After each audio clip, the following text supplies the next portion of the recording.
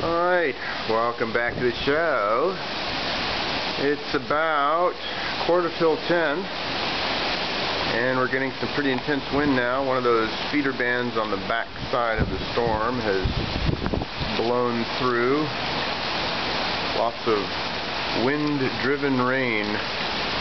I'm in the garage with the door open, just watching the show in high definition.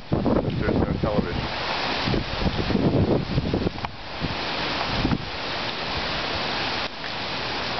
Our little neighborhood being pelted by rain. So far all the McMansions look like they're relatively watertight.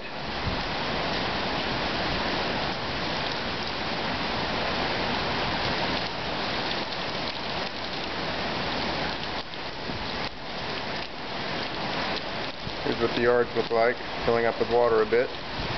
But the streets are draining well. You see some shingles down, some limbs down, but by and large, no big worries.